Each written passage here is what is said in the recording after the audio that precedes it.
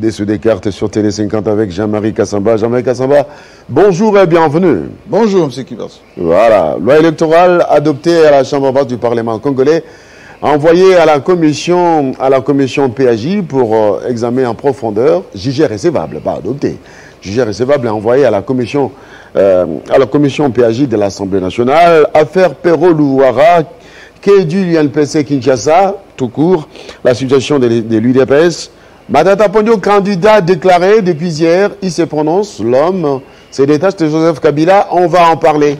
Et ce matin, avec vous, Jean-Marie Kassamba, débutons avec la loi électorale qui a été envoyée à la commission PAJ, à l'Assemblée nationale, sans consensus, mais Bosso reste sur sa position, il n'y aura pas de dialogue hors des institutions sur la loi électorale.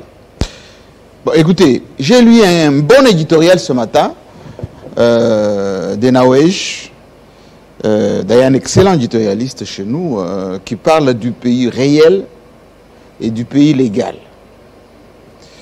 Le débat dans notre pays, il date de longtemps, entre ce qui est institutionnel et ce qui est hors institution. Rappelez-vous, lorsque on nomme Étienne Tshisekedi Premier ministre, Mobutu les défenestre, ou plutôt il avait biffé la mention et qu'il ne respectait pas Mobutu, etc.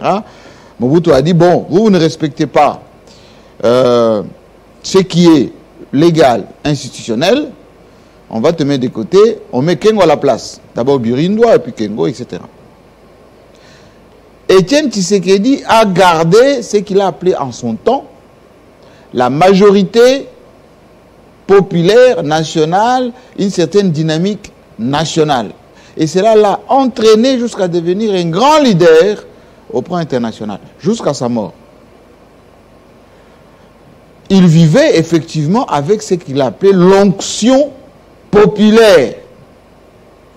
L'onction populaire fait des dégâts plus importants que le côté, on va dire, légal, officiel. Vous savez que depuis 1980, quand les 13 parlementaires écrivent à Mobutu à son temps, il n'était pas encore maréchal, la communauté internationale s'alignait derrière Tshisekedi. Les sanctions contre les Zaïre, la dégénérescence de l'économie, il y a eu même des caucus, des Américains qui sont venus ici, etc. Jusqu'à ce que Mobutu a ramé, jusqu'à ce qu'en 1989, il fait sa consultation. Il y a Mokolo Wapombo et les autres qui constatent que Mobutu, dans l'opinion, n'était plus accepté. Eh bien, il a ouvert le système. Et de là a commencé tout ce qui s'est passé à la conférence souveraine, c'est-à-dire ces défouloirs, des injures. On a démystifié Mobutu jusqu'à ce qu'il ait fui Kinshasa pour aller à Kawele, là-bas, à l'Équateur. On connaît la suite. 7 ans plus tard, malgré les cafouillages, Mobutu était parti. Les jusqu'au boutistes, comme qui dirait, le forcing, ça vous amène toujours au dialogue. Il faut assouplir les systèmes, assouplir les discours. La loi électorale, il le sait Mbosso, qui n'est pas consensuelle en fait, en réalité. Il y a la continuation du forcing union sacrée, ensuite ce qu'on appelle la réqualification de la majorité. Oui, mais qui n'est pas issu des urnes, donc pas légitime naturellement. Et donc, tout ceci continue. Mais avec quelque chose de pervers dans tout ceci, c'est que plus vous créez un système qui n'est pas, on va dire, apaisant, consensuel, etc., plus le résultat que cela va condamner après élection sera contestable et sujet à beaucoup de crises d'illégitimité.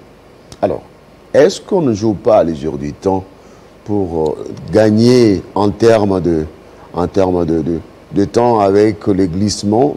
Parce que accorder les dialogues aujourd'hui à l'opposition, c'est vider la substance. Mais je vous explique que le glissement ne peut pas profiter à Félix Tshisekedi pour un premier mandat.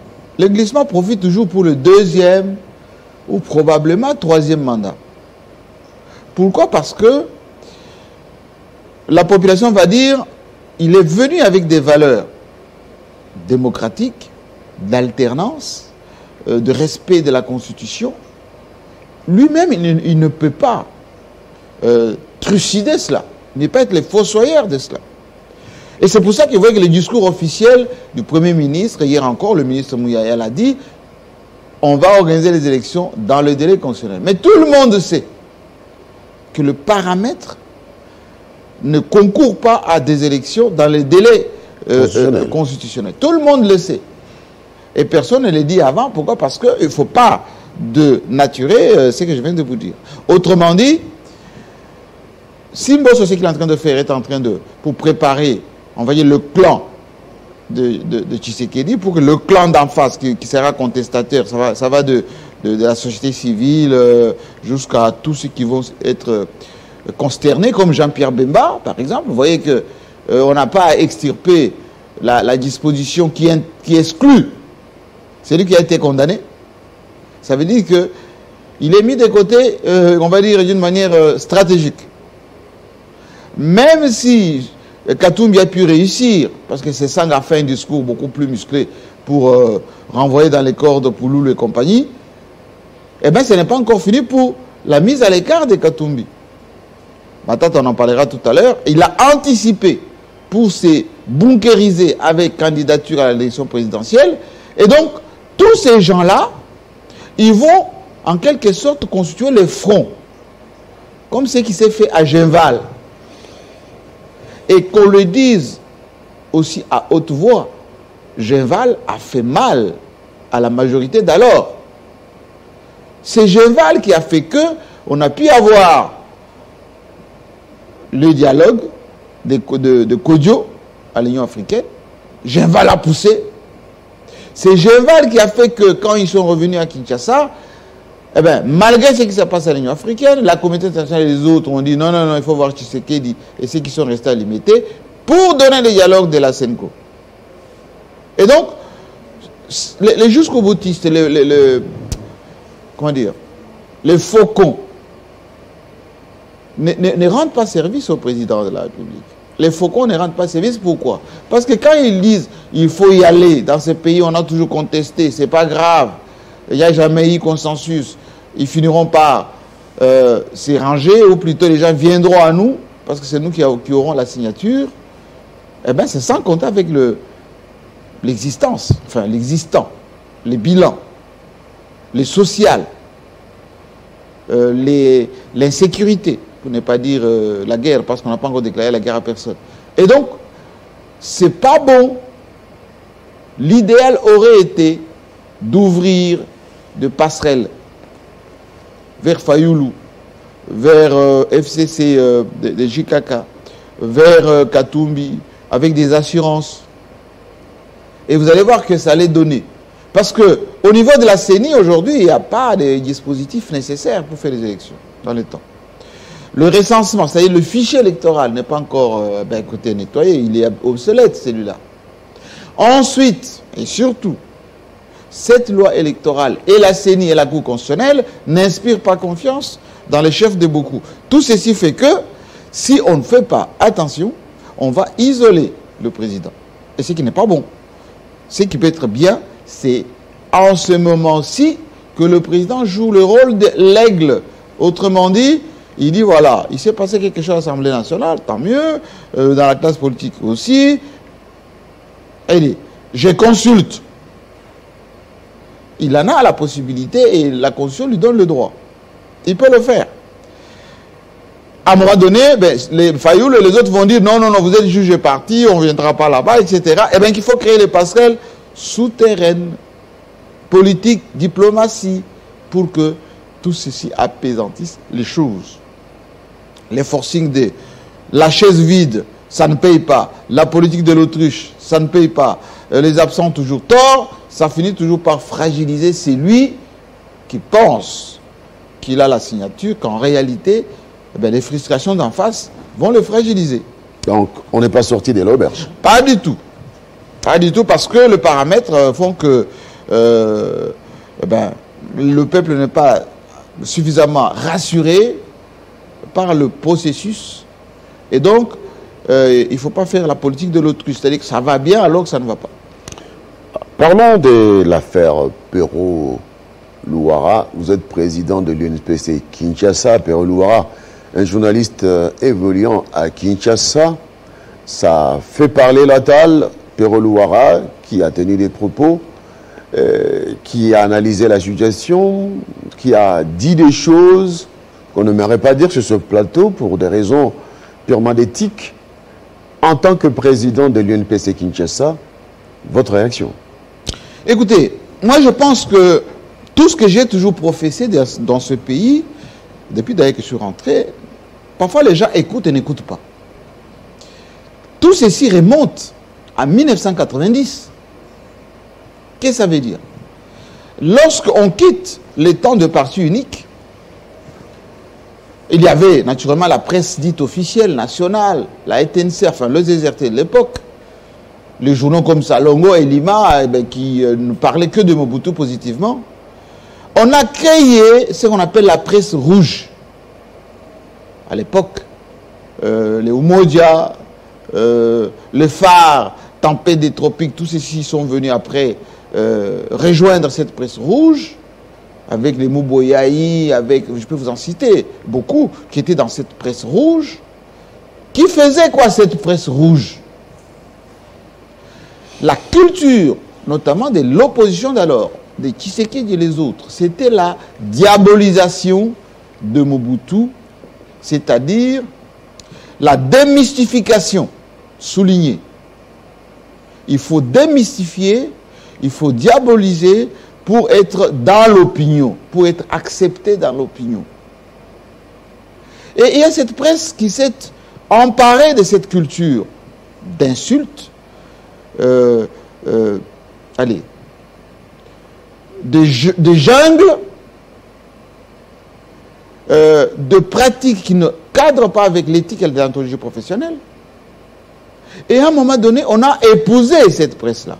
Ce n'était pas la presse dite journalistique, apprise à l'école, avec des critériums, avec la collecte, le traitement et la diffusion d'informations, avec le genre allez, conventionnel.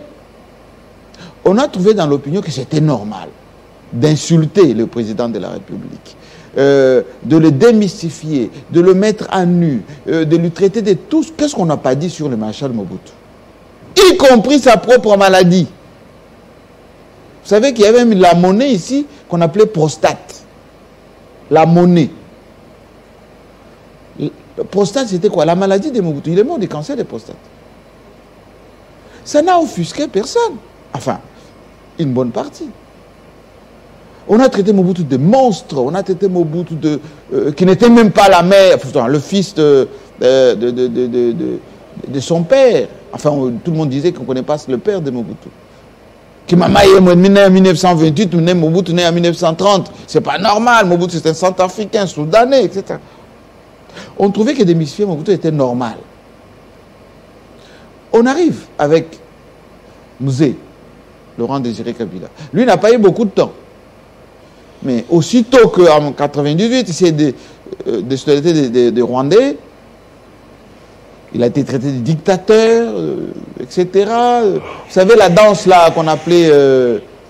allez, j'ai oublié. Bébé Iko? Non, la danse à l'époque qui était ici, on singeait la démarche de Mouzé. Ici à Kinshasa. Mais son fils, quand il arrive, président de la République, en 2001, qu'est-ce qu'on n'a pas dit sur Joseph Kabila Kabange? Ce n'est pas le fils de son père, rwandais. Son père s'appelle Kanambe. Les enfants qu'il a là, les enfants, Sifa et Laurent Désiré, non, ce sont les enfants d'Éric Lengue. Ce n'est pas ses enfants. Il n'a pas été à l'école. Il passe tout le temps avec Nintendo. Il était chauffeur de FAO. On a tout dit sur Kabila. Et les gens trouvaient que c'était normal. Et on le disait, y compris par lui-même, Perrault. Quand il a été avec, comment dire, digitale, etc., vers la fin. Mais il y a des députés qui sont élus aujourd'hui parce qu'ils avaient comme culture l'insulte, la démystification, la diabolisation. Ils sont élus au Parlement. Aujourd'hui, cette culture adoptée autrefois, ces gens-là pensent, ou plutôt ceux qui ne sont pas d'accord avec le président de la République, parce qu'ils sont issus de la culture de 1990, ils ont vu leur père, leur grand frère faire tout cela, ils le font. Parce que Perrault est petit frère de tous ceux qui font tout cela. Ils le font vis-à-vis du président de la République. Il y a naturellement réprobation. Moi le premier. J'ai toujours dit qu'un président de la République, ça se respecte. En tant qu'institution, en tant qu'homme, ça se respecte. Du point de vue de l'éducation, du point de vue de principe, du point de vue, allez, de mieux vivre ensemble. Il y a un bonhomme, un monsieur, enfin, je ne sais pas comment on peut l'appeler, qui se présente comme étant le communicateur officiel ou privé. Moi, je sais qu'il n'a rien à voir avec le président, qu'il vit loin, là-bas aux États-Unis, et que, comme tous les ressortissants du Kasaï, il essaie de s'approprier Tshisekedi, etc. Il insulte. Alors, dans des termes crus, les officiels, y compris votre serviteur, je n'ai pas vu une condamnation, on va dire officielle, ou plutôt de certains appareils proches du président, pour dire on se désolidarise de ces propos et ce type ne représente rien. Sauf Lokabwanga, qui l'a fait il y a à peine 2 jours, parce qu'il a lui-même il a été insulté. Les jeunes gens qui ont posté des vidéos contre Kamera à son temps, contre Mabunda à son temps, contre. Il n'y a jamais eu de reprobation contre ce genre de pratiques. On trouvait que c'est normal. Donc on a laissé la situation s'enliser. C'est-à-dire que cette culture de démystification, d'insulte, c'est ancré. C'est devenu normal. Alors, moi, président de l'UNPC Kinshasa, je condamne. Je condamne comme j'ai condamné hier. Quand je disais aux gens, n'insultez pas Joseph Kabila, c'est un président de la République. Je disais, non, Kabila, il tue les gens, Kapangala et compagnie, c'est pas normal, il ne mérite pas notre... Aujourd'hui, on se rend compte que Félix Tshisekedi, c'est le président de tous les Congolais, président de la République, en tant qu'homme, en tant que père de famille. Kabila était père de famille. Il avait 2 enfants, il avait, etc. Mais on l'insultait tellement qu'à un moment donné, les gens ont oublié qu'il était père de famille. Et Félix Tshisekedi, il est père de famille, et des grandes familles. Chez nous, au Kasaï, chez Balouba, chez nous, à Kabé, le papa, le foumou, comme on dit, foumou. Moi, je suis chef coutumier là-bas, chez nous, là-bas, là-bas. Capitaine de notre village. Eh bien, un foumou, c'est un foumou. Ça se respecte. C'est pour ça que j'ai demandé à notre commission de discipline. Je n'ai pas attendu que personne me dise quoi que ce soit. Il y a déjà une procédure de convocation de M. Perrault à la commission de discipline de l'UNPC Kinshasa. J'étais hier dans la salle avec le ministre Mouyaya, à qui j'ai dit, je condamne ce qui est en train d'être fait. Mais il faut que ça change. Il ne faut pas seulement trouver dans le chef de Félix Tshisekedi la victime ou la personne qui est aujourd'hui vilipendée. Il faut regarder aussi ce qui se passe ailleurs. L'équité, c'est aussi cela. Lorsque les jeunes gens, jusqu'aujourd'hui, continuent à traiter des gens qui ont dirigé ce pays dans des termes, on va dire, indécents. Matata Mpogno, oui, mais il a planté les maïs à Bukangalonzo, il a récolté l'université là-bas chez lui, sans connaître la vie de Matata Mpogno. Kamer est la même chose, c'est un petit voleur. J'ai même mis une vidéo où on a monté des choses, qu'on a vu des caisses d'argent à Bukavu, dans une résidence de Kaméré, comme si Kaméré était bête de prendre des caisses d'argent quittant ici à Kinshasa pour aller les cacher chez lui à Bukavu là-bas. À Walungu. Oui. J'ai vu comment on traite Moïse Katumbi, qui est aussi père de famille, gouverneur, homme politique. Il faut voir dans les termes. On parle de son père, on parle de lui-même. Enfin. et Joseph Kabila. Jusqu'aujourd'hui, il n'est pas président de la République. Mais on lui attribue tout. On l'insulte encore qu'il n'est pas président de la République. Et on n'est pas à même de condamner ça.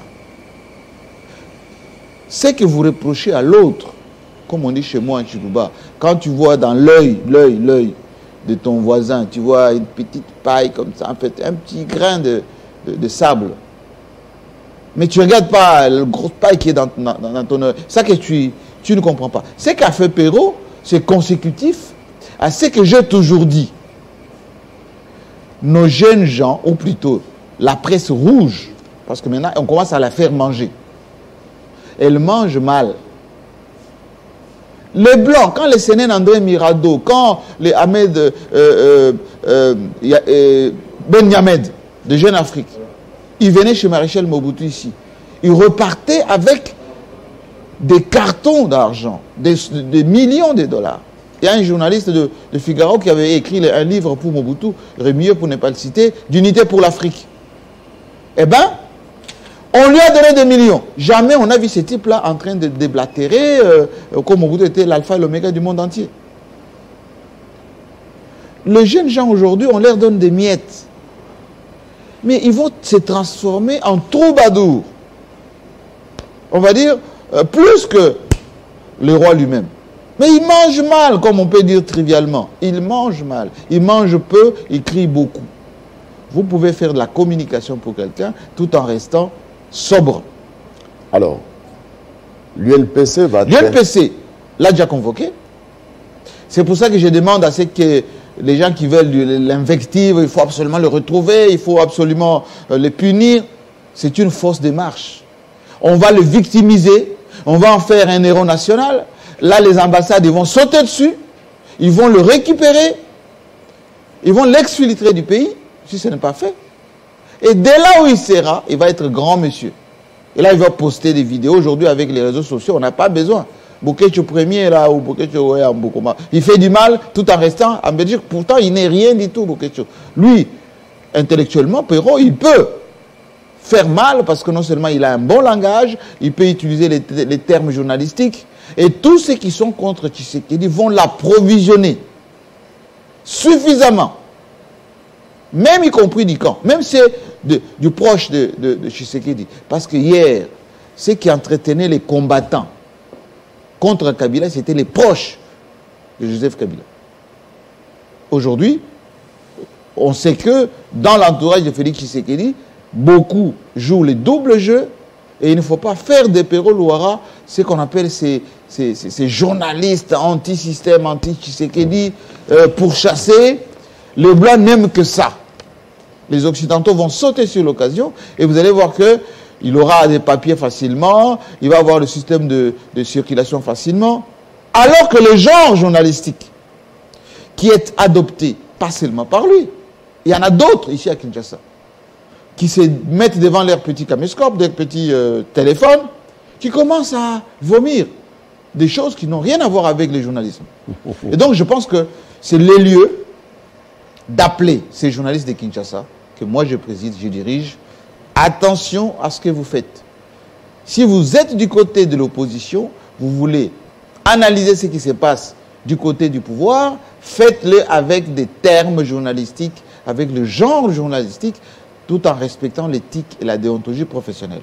Mettez au conditionnel les cas échéants, mais ne vous exposez pas aux poursuites. Parce que le jour où on va vous prendre, moi, président de l'UNPC Kinshasa, je ne suis pas là pour blanchir, excusez-moi du terme, des imbécilités. Voilà.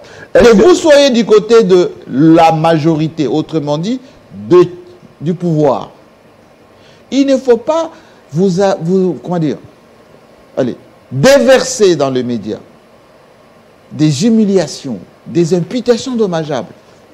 Comme quoi on a dit Kabila, il contrôle l'économie, il a des sociétés de distribution, c'est lui qui... Sans en avoir le preuve.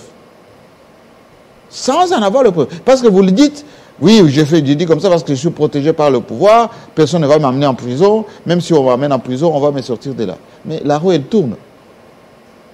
La roue, elle tourne. Donc, il faut faire attention, appliquer on va dire, la technique journalistique, faites des commentaires, des analyses, ce n'est pas interdit, mais ne tombez pas dans ce qu'on appelle les travers de la presse rouge, qui ne datent pas d'aujourd'hui, qui datent des années 80. Alors, Perelouara est convoqué par l'UNPC parce qu'il y a eu plainte ou parce que l'UNPC se sent indigné par ses propos? Parce que l'UNPC a des principes, il y a de l'autosaisine. Nous ne pouvons pas laisser, je suis le président, le rapporteur de la commission du suivi des états généraux de la presse. Et donc, nous sommes là pour d'abord prévenir. On provient sur les travers. On a constaté que c'est que M. Louara a dit, ça a débordé, ça n'a rien à voir avec le genre journalistique. Il est convoqué quant à ce. S'il est encore au pays, il le sera. S'il ne le fait pas, on va monter encore d'un cran. Quand bien même, il sera hors de pays, et donc, il ne pourra plus bénéficier de la couverture journalistique de l'Union nationale de la presse du Congo. C'est comme ça et pas autrement. Nous allons continuer à assainir le nouveau narratif dont parle Patrick Mouyaya. C'est aussi cela. Hein? La salubrité médiatique réclamée par Félix Tshisekedi, c'est aussi cela. Et il l'avait dit d'ailleurs dans son mot de clôture, qu'il ne va pas aliéner les libertés de la presse. Aliéner, ça veut dire il ne va pas empêcher l'analyse journalistique, la critique. Mais il appartient aux journalistes de faire leur mea culpa pour dire nous sommes d'abord des professionnels, des citoyens. Le journalisme, ce n'est pas une carte blanche donnée à n'importe qui du pouvoir ou de l'opposition pour dire tout et son contraire. Alors, parlons cette fois-ci de l'UDPS. L'UDPS, après Kabound, eh bien, ça semble aller mal pour le secrétaire général Kabouya. Enfin, l'UDPS, on ne comprend pas. Voici Augustin Kabouya, qui est aujourd'hui secrétaire général de l'UDPS. Il est en train en ce moment de rassembler d'abord le fief de l'UDPS. C'est quoi? C'est le Grand Kasaï. On ne comprend pas ce que décide Augustin Kabouya en tant que secrétaire général de parti n'est pas respecté par soit les indépendants affiliés, soit les gens de la majorité dite sacrée, l'union sacrée. Par exemple, il vient de recevoir Denis Kambaye qui est le président du Grand Kasaï. Denis Kambaye, d'ailleurs, nous avons, oui, là, il avait reçu, dans son cabinet, je pense, Augustin Kabouya, pour, d'abord, les retombées de ce qui s'est passé à Lubumbashi. Malheureusement, Denis Kambaye n'était pas invité à Lubumbashi. Et je pense qu'aujourd'hui, Denis Kambaye doit jouer son rôle de celui qui préside cette grande communauté de ce grand Kasaï. Et ça part des cabines jusqu'à Chikapa, jusqu'à Lusambo là-bas. Ça, c'est la culture des rassemblements. Et j'ai pensé que c'était nécessaire de le faire venir à Télé 50. Il va qu'il nous explique, Denis Kambaye, comment il va faire, après ce qui s'est passé à Lubumbashi, comment il va faire pour atténuer ce qui se passe entre les Kasaïens et les gens d'autres provinces, notamment les Bandundu. Vous savez, à Kamouja, il s'est passé des choses là-bas. Quels sont les projets de développement? Parce qu'on parle beaucoup en ce moment, construisez chez vous, ben, il va nous en parler. Kabouya a reçu l'ancien secrétaire général de l'UDPS. Vous savez, Jacquemin Chabani. Ouais. En ce moment, c'est la guerre de comment contrôler les provinces. Chabani a pris l'avion, je pense, pour aller au Maniema là-bas, ou plutôt à Tanganyika. Voilà, ça c'est mes sources. Il a pris cet avion pour aller là-bas, pourquoi? Parce que l'UDPS est en train de conquérir l'intérieur du pays. Et Kabouya, je pense, il est au Forum Moulin pour maintenant mobiliser les siens pour aller conquérir l'intérieur du pays. Il avait aussi reçu, Kabouya, Moïse Kassange, ancien gouverneur du Kasaï oriental, qui a été à un moment donné vilipendé. Voilà, il est là, Moïse Kassange. Vilipendé à l'époque par les fascistes, etc. Il est devenu même plus fasciste que ce qui était là avant. La dynamique politique, naturellement. Ouais. Tout ceci pour expliquer quoi? L'UDPS, depuis le départ des Kabound, il y a comme une espèce de frémissement, de règlement des comptes. Mes sources me disent qu'il y a des indépendants, pas seulement au Kassai, à Kananga, à Mbujima et au Maniema là-bas, qui proposent des sommes faramineuses en ce moment pour que les candidats proposés par les appareils ne soient pas votés là-bas. Mais Félix Tshisekedi avait en son temps condamné la corruption en ce qui concernait les élus, plutôt les élections au Sénat. On avait même suspendu à un moment donné la publication des résultats. Où sont passés nos services en ce moment? Les procureurs qui doivent s'autosaisir en ce moment, que les indépendants, notamment à Kananga, notamment au Maniema, notamment dans beaucoup de provinces, ont amené des millions, enfin, des centaines de dollars, pour ne pas dire des milliers de dollars, en province, qui 5 000, qui 10 000 aux députés provinciaux pour se faire élire là-bas. Comme si un gouverneur est devenu quelqu'un qui va faire du business pour s'enrichir. Parce que tous ces gens, ils veulent être gouverneurs, pas pour développer, mais pour jouer un rôle de prédation. C'est le moment que l'IGF doit, on va dire, se préoccuper un peu de tout cela pour savoir d'où vient cet argent. La brigade financière, l'ANER, les services spéciaux. L'UDPS a besoin d'une certaine discipline. C'est l'UDPS le soubassement de Félix Tshisekedi. On ne comprend pas. On ne comprend pas. Que Augustin Kabouye, qui est aujourd'hui secrétaire, on va dire, qui régente un peu tout. Parce qu'à l'époque, Kabound ne lui avait pas donné la signature. Kabound avait le mandat. Lui, il était un peu là. Il gérait ni l'argent, ni quoi que ce soit. Kabound plaçait ses gens de gauche à droite. Et puis aujourd'hui, il est un peu la bête noire de Kabound parce que les amis d'hier sont devenus, enfin, pas des ennemis, mais presque les adversaires d'aujourd'hui. Si l'UDPS ne fait pas attention, la machine qui arrive va secouer l'UDPS. Quelle machine? Matata Mponyo, avec son LGD. Leadership, gouvernance, développement. Matata Mponyo, c'est un homme structuré. C'est un homme organisé, jusque dans les moindres détails.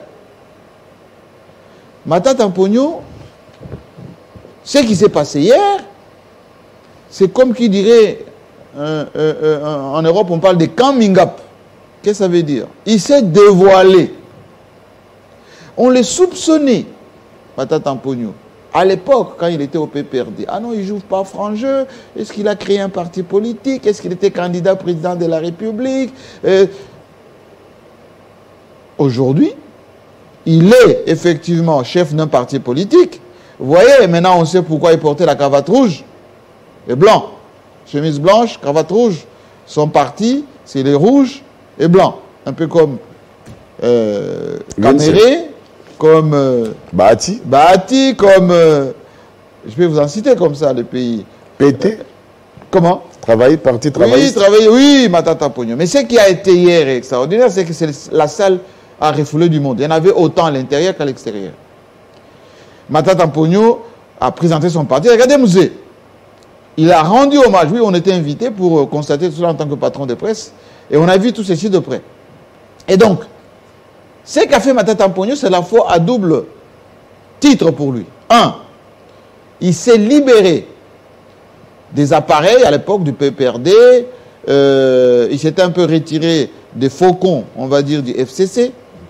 Mais il n'avait jamais coupé les cordons ombilicaux avec Joseph Kabila. Et je pense qu'il ne l'a même pas coupé. Parce que hier, l'hommage, ou les hommages qu'il a rendus à Joseph Kabila, et la salle a scandé quand ils ont vu le visage de Kabila sur le grand écran. Et donc, Matata Mponyo est devenue une machine avec laquelle il faut maintenant compter dans l'espace politique. Bahati fonctionne, on va dire, en souterrain. C'est un funambule. C'est quelqu'un qui... qui travaille dans le réseautage, notamment sur le plan national. Mais Matata fait le deux. Matata avait placé dans les entreprises, dans le système de gestion, dans les appareils administratifs, etc., beaucoup de gens. Quand il était au BCECO, quand il était ministre des Finances, quand il est devenu Premier ministre, tous ces gens-là, la cravate rouge, ils sont là.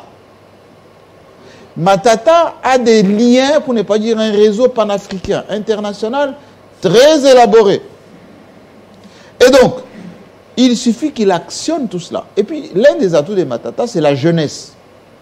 80% de ceux qui étaient dans la salle étaient des jeunes de moins de 25 ans. Même celui qui a été président de ce congrès, un jeune de moins de 30 ans. Et il mise sur cette jeunesse pour que son message passe. La jeunesse, c'est quoi? C'est les smartphones, c'est les réseaux sociaux, c'est les universités, c'est le monde du travail, c'est ceux qui sont au chômage. Hier, l'UDPS misait sur la jeunesse désœuvrée. Matata mise sur la jeunesse instruite. La jeunesse qui est à l'école, qui comprend vite, qui actionne vite. Et c'est pour ça que je dis que l'UDPS a intérêt à se structurer. La même chose pour le PPRD et la Galaxie FCC. Matata Ponyo, c'était un allié objectif de Joseph Kabila. Allié objectif de Joseph Kabila. Il s'est émancipé et il faut que les autres s'organisent au lieu qu'ils dorment, pensant que l'héritage de Joseph Kabila ou la dynamique de Joseph Kabila va tout faire. Il faut qu'il travaille. Matata fait des réunions dans toutes les universités. Il a même une école de leadership. Et c'est comme ça que l'idéologie de leadership, de bonne gouvernance, de développement est injectée dans l'opinion. Et donc, les juridismes, c'est la guerre juridico-politique qui était enclenchée contre Matata, va en quelque sorte encore le propulser si les gens s'acharnent à le faire. Pourquoi? Parce que tous ceux qui ont été victimes de l'acharnement judiciaire, eh bien, ils sont sortis par la grande porte. Le Mandela, le Abdoulaye Wade, Laurent Gbagbo, je peux vous en citer. Même Lumumba. On est venu chercher Lumumba en prison alors que tout le monde était à Bruxelles à la table ronde. Il est passé de la prison à la table ronde. Allez, pas plus près de nous ici. Bruno Tshibala, il était à Makala. Parce que l'état des lieux était fait que il fallait composer avec l'UDPS, officiel ou officieuse. On a nommé Bruno Tshibala Premier ministre. On est parti chercher à Makala. Oui. Quelques jours plus tard, il est passé par Télé 50. Quelques jours plus tard, il est devenu Premier ministre. Alors, Matata Ponyo, c'est pendant ce candidat à l'élection du cycle électoral du 2023.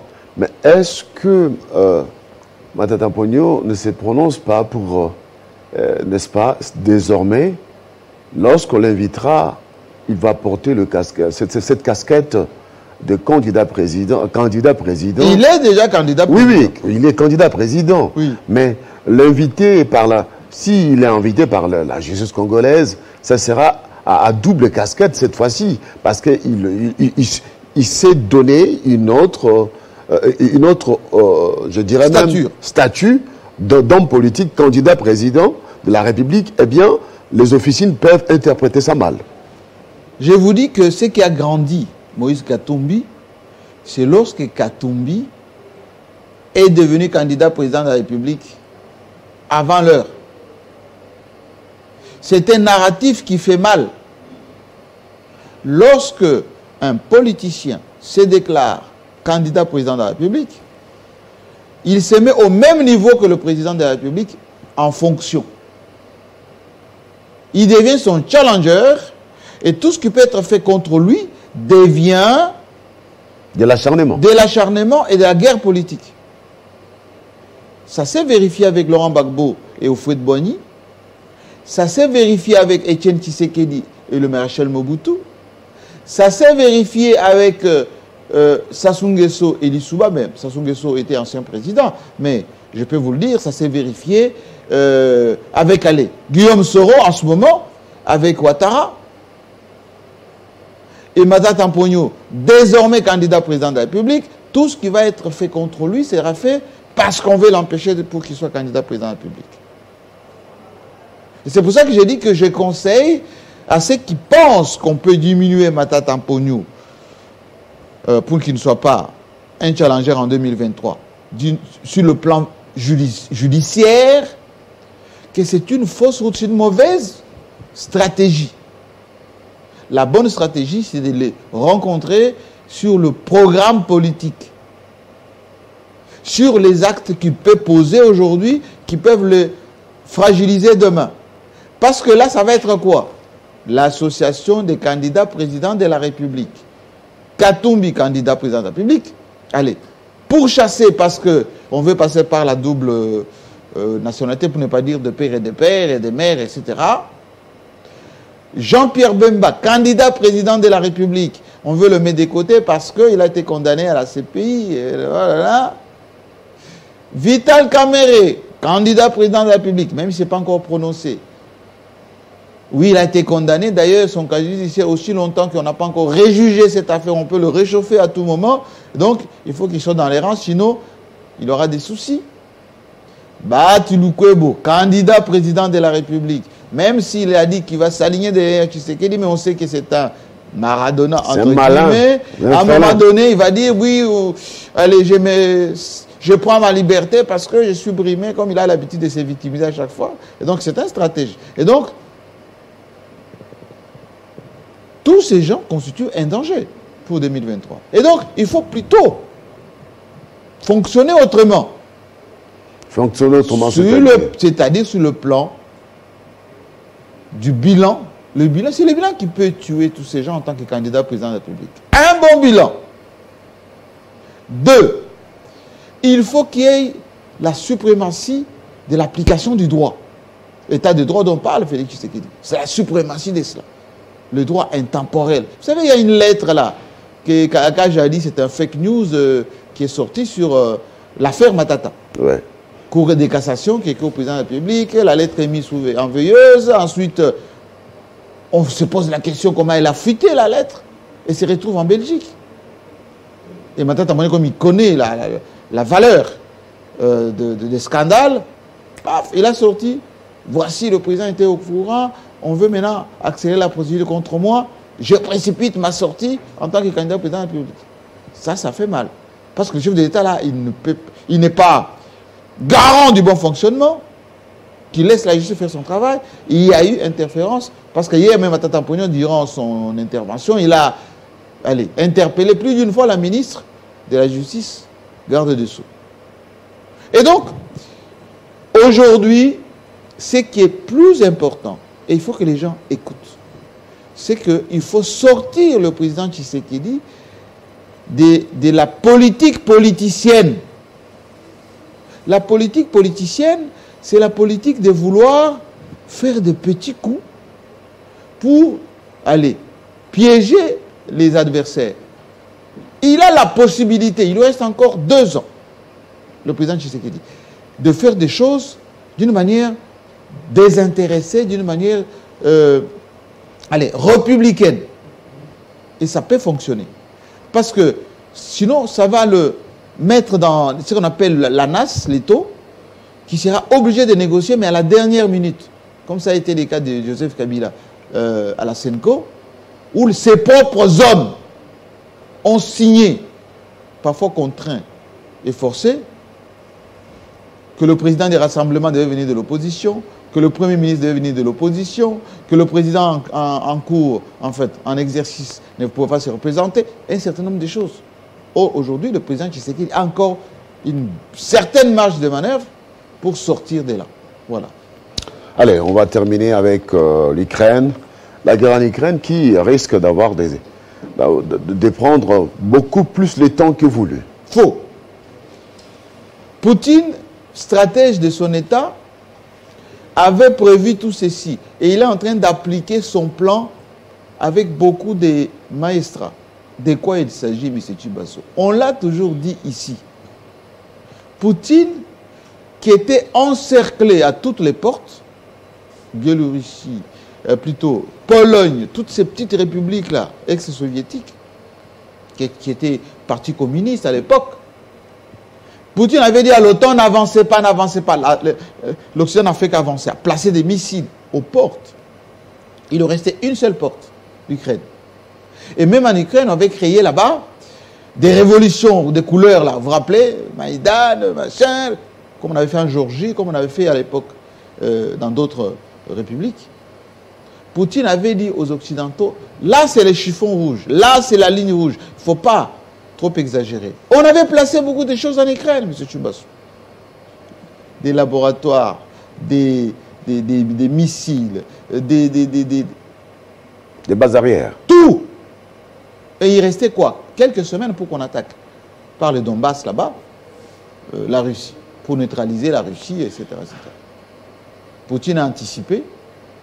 Il a commencé à nettoyer les dépôts d'armes, les télécommunications, même les armes qu'on envoyait. C'est que les Occidentaux ne disent pas suffisamment. On a beaucoup détruit des armes, récupéré beaucoup des armes qui sont fournies jusqu'à aujourd'hui à l'Ukraine. Beaucoup de bases de mercenaires ont été neutralisées. Et Poutine est en train maintenant de faire ce qu'on appelle la grande ceinture dans les Donbass qui borde avec la Russie. La Crimée notamment qui est déjà récupérée.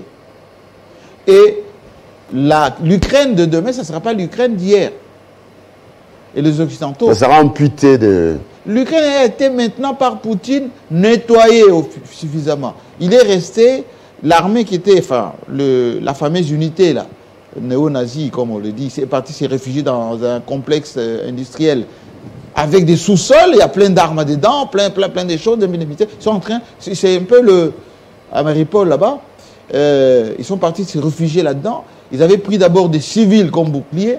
C'est pour ça que Poutine n'a pas lancé l'assaut. Il a commencé depuis avant-hier à sortir beaucoup de civils. C'est pour ça qu'il les trie. Moins de 30 ans, parfois même moins de 20 ans, il trie au maximum. Et quand il va y rester quelques centaines de militaires et de mercenaires qui sont dedans, eh ben, il va lancer l'assaut. Et il va...